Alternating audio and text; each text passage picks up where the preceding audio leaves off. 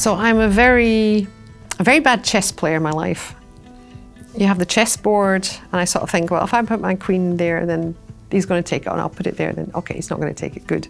But then my opponent is going, 4 levels further. It's like, oh yeah, but I can do this, this, and this, and then I'll have our queen. I don't live my life like that. My life is very much, here I am.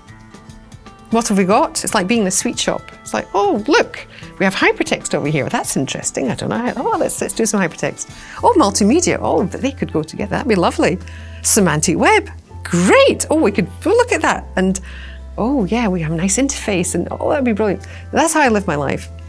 And I think what I do is that I see opportunities and I do take them. One thing I've learnt is that if somebody asks you to do something, they think you can do it. So if somebody said to me, would I be president of Informatics Europe? And when he asked me, it's like, I can't do that. I can't be the president of all the computer science departments in Europe. That'd be ridiculous. But I sort of took a deep breath and I said, oh, thank you very much for asking me. Yes, I will consider your offer. And then I panicked. I'm Lynda Hardman. I'm a manager of research and strategy at CWI, the Mathematics Centre for Mathematics and Computer Science, and I'm also Professor of Multimedia Discourse Interaction at Utrecht University.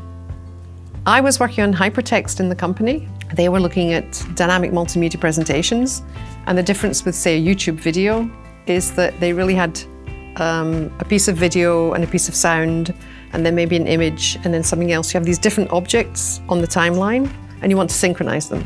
In those days, synchronizing different types of media was very difficult.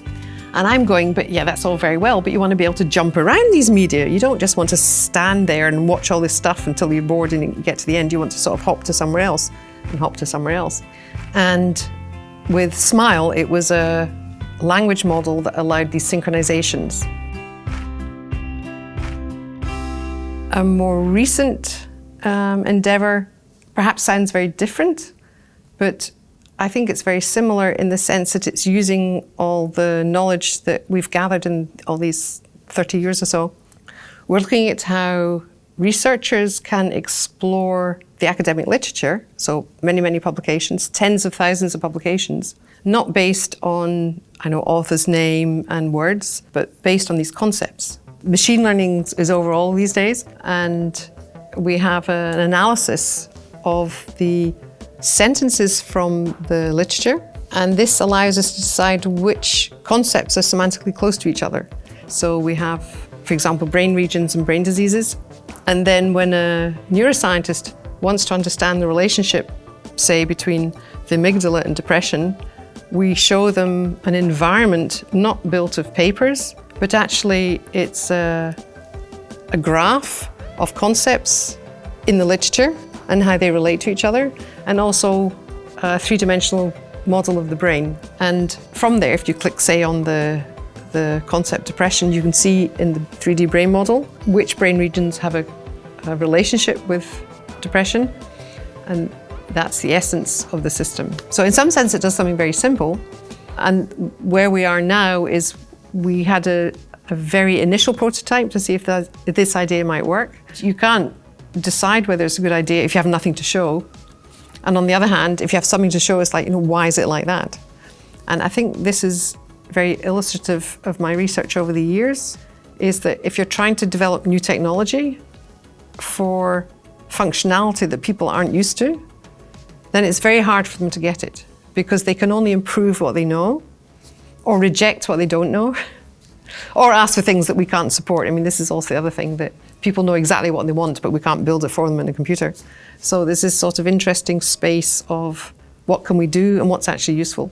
And I would say we're in the middle of exploring that just now. For me, computer science and technological development is like Play-Doh for grown-ups. So, when you're a kid, I had this plasticine stuff and I made these dolls' houses and I made my own sausages, I made my own fried eggs, this white plasticine with the yellow in the middle. So I was creating stuff then. And for me, the computer science is you learn how to create new things. To me, it's just absolutely exciting. So, when you're thinking about what I'm going to do as a career, I think it's really, do I want to create stuff? If I want to create stuff, what is the best tool that we have? Well, programming, I would say, is the best tool we have to create stuff.